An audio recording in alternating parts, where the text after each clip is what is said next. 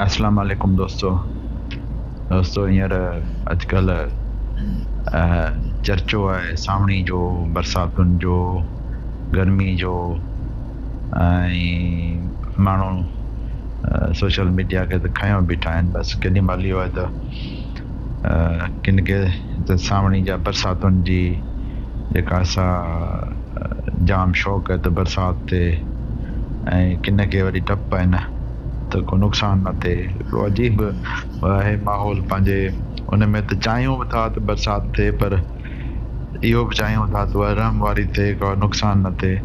Social media सॼो भरियो पियो आहे ऐं हर माण्हू जेको आहे सो पंहिंजी पंहिंजी पेशन गोई पियो करे।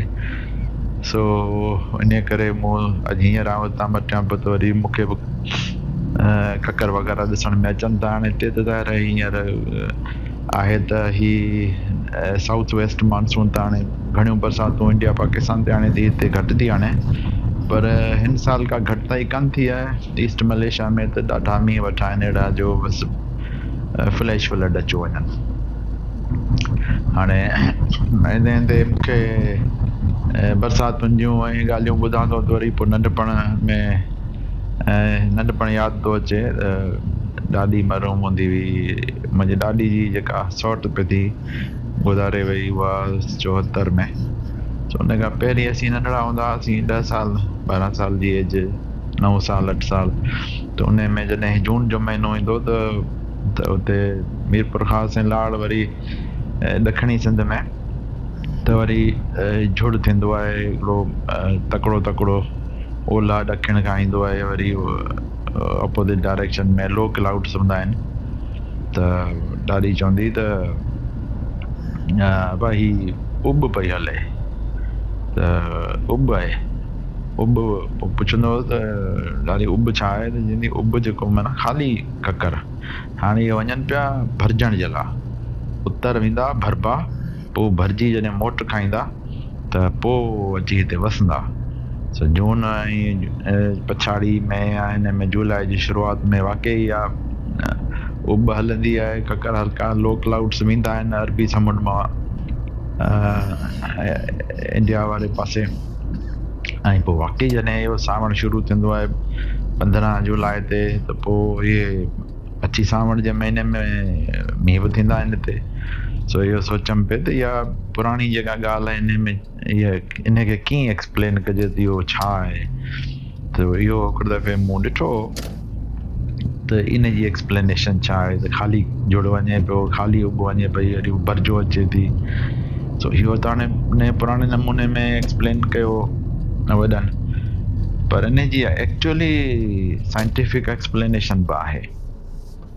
छो जो ही जेका साउथ वेस्ट मानसून आहे या मोस्टली जेको आहे सो 80% खां बि मथे मॉइस्चर जेको आहे इहो अरबी समुंड मां थो वञे, ऐं अरबी समुंड त ॾखिणे पासे ऐं ओलह ॾखिण वारे पासे आहे।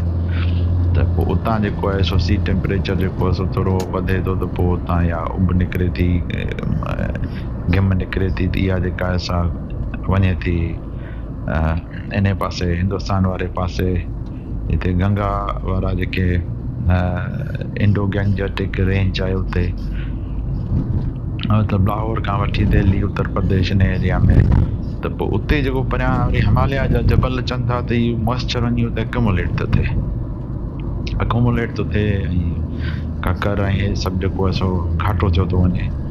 त पोइ वरी केॾी महिल वरी सिंध वारे पासे जे लो प्रेशर डेवलप थिए थो, त वरी उहो साॻियो गॾु थियल मॉइस्चर जेको आहे सो वरी वापसि थो अचे ऐं लो प्रेशर, ऐं ईअं जेको आहे सो हिते सिंध ते सावण जा मींहं था वसनि।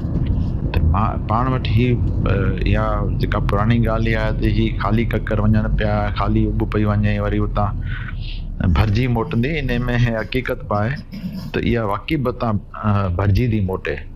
ऐं पोइ इहो जेको आहे सो उत्तर ऐं ओभर खां जेको आहे सो पाण वटि मींहं ईंदा आहिनि, जॾहिं लो प्रेशर थींदो आहे त वरी उतां ईंदा आहिनि, पर इहो मॉइस्चर वञे हितां थो अरबी समुंड में, जेको पंहिंजे मथां जो मटियो थो वञे।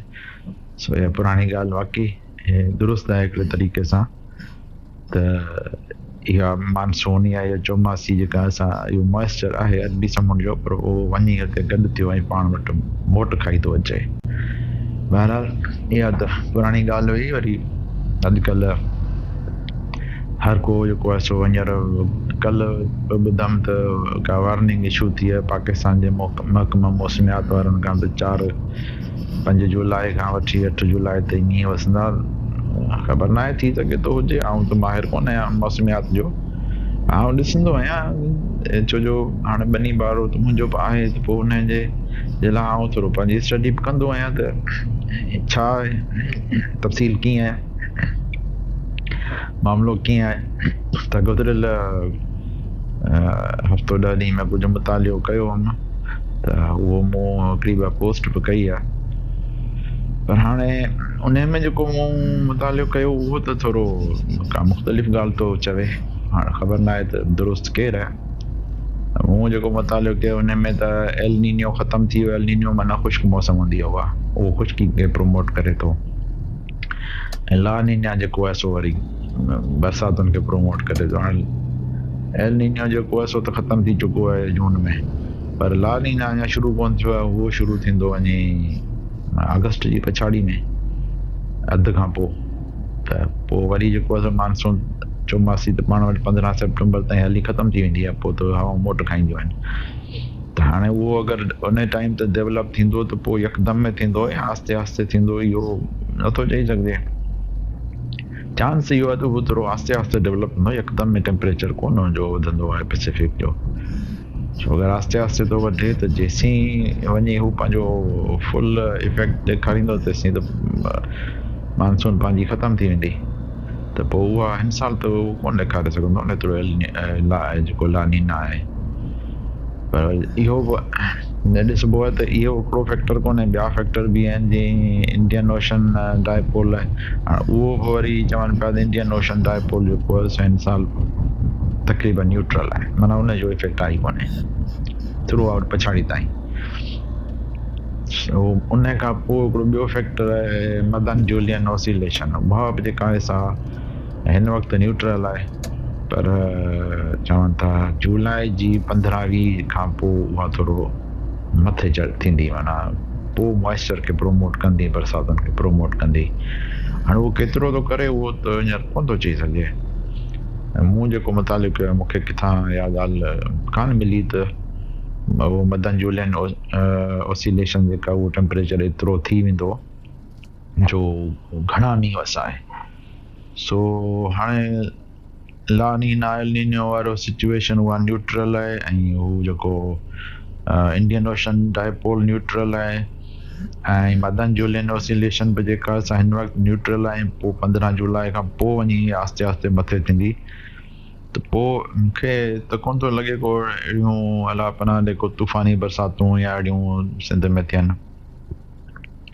ऐं उहो बि अगरि को घणी बरसाति थी बि सही, त हीअ जेका मूं स्टडी कई आहे इन जे हिसाब सां त तक़रीबन जुलाई अगस्त जी पछाड़ी या सेप्टेम्बर जी शुरूआति में के बरसातूं थोरियूं थियनि त थियनि। बाक़ी उन खां पहिरीं ॿाहिरि सावणी आहे, बरसाति त पवंदी, पर घणो करे त नॉर्मल ई पवंदी। पोइ एतिरो मूंखे कोन थो लॻे त जेको मूं कुझु पढ़ियो आहे उनजी रोशनी में। मां थी सघे थो ॿिया फैक्टर हूंदा, ईअं कोन्हे त ॿिया फैक्टर कोन्हनि, के त नॉन फैक्टर आहिनि, के अननोन फैक्टर आहिनि जंहिंजी हिनखे मटीरियोलॉजिस्ट खे बि ख़बर कान्हे त उहे फैक्टर्स कीअं। हाणे इहो छो थो मदन जूलियन ऑसिलेशन वधे, छो थो घटिजे, हाणे इहे मूंखे त ख़बर कान्हे ऐं केतिरो थो वधे। सो इहे सभु फैक्टर आहिनि, अलाह ख़ैरु कंदो, नॉर्मल बरसातूं थींदियूं। ऐं लेट चौमासे में थी सघे थो कुझु घणियूं बरसातूं थियनि, पर अलाह ख़ैरु कंदो। एतिरो घणो मूंखे कोन थो लॻे। बाक़ी वधीक कुदरत ॼाणे तयारी पाण खे रखणु घुरिजे। असां हाणे थोरो इहो हिनखे हिते ख़तमु कयूं था, ऐं हलंदे हलंदे जेको आहे मूं सोचियो कुझु ॻाल्हियूं मुंहिंजे ज़हन में आयूं पे, बरसाती ॻाल्हियूं, बरसाती मौसम वारियूं। त पोइ मूं सोचियो त हाणे इहे तव्हां सां हिते करे छॾियां, पोइ वरी मथां ज़हन मां लही वञा। ठीकु आहे दोस्तो, सदाईं गॾु।